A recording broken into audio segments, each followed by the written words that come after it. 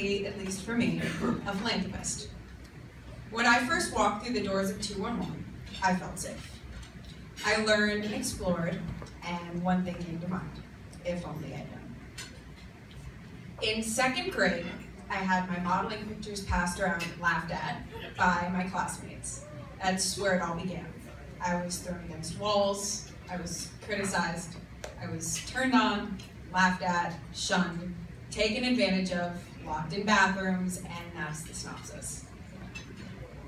You see, I wasn't like other children my age, and I actually think that's what saved me. 6 years ago, I was caught up in a world of perfect bodies and directors telling me I was far from attaining one myself. I developed an eating disorder. I tried taking my own life a couple times, actually. If my parents didn't know me so well and love me so much, don't cry, Dad, don't do this to me. I don't know if I'd be here. Statistics show that I could have very well been one of the 121 individuals who successfully commit suicide each day. It was happenstance that my mother had walked into the bathroom and discovered what I was doing to myself. Most aren't so lucky. Still, I wore razor scars down my arms and legs because I didn't know how else to numb the pain. I had a tendency to seek refuge in the four walls of my room, a worn notebook, and later a guitar I received from Mr. Shelton, my coach of voice. Music was the best friend I never had, but still, I was all alone. 4 years ago, I placed in the top 12 on The Voice.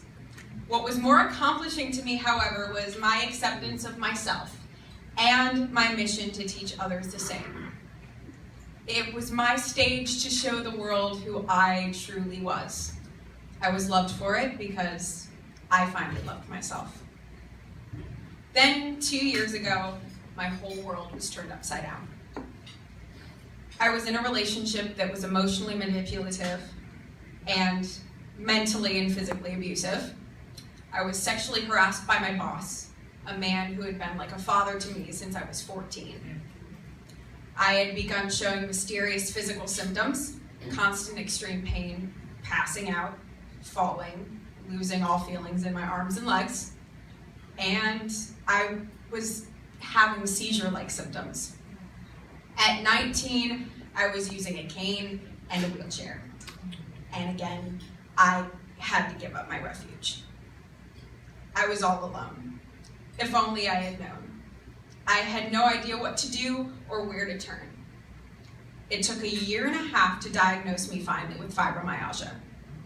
Compared to most, that's actually no time at all. I went through numerous doctors, hospital visits, and medications. I didn't have the resources. I didn't have the resources I needed. And until you're in that place, you have no idea what it's like to need something like 211. In October of last year, I was a special guest on Barbizon's Passport to Discovery.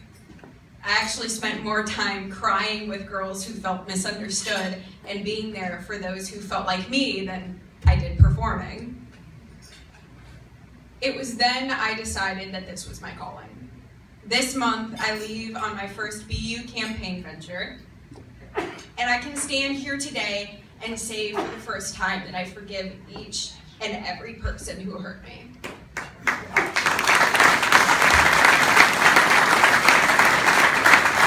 You see, it's those experiences that allow me to stand here and understand.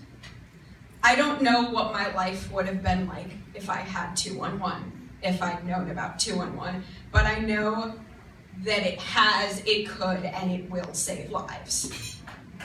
I would have been the voice on the other end of the phone that needed someone, that needed anyone, if only I'd known. Thank you.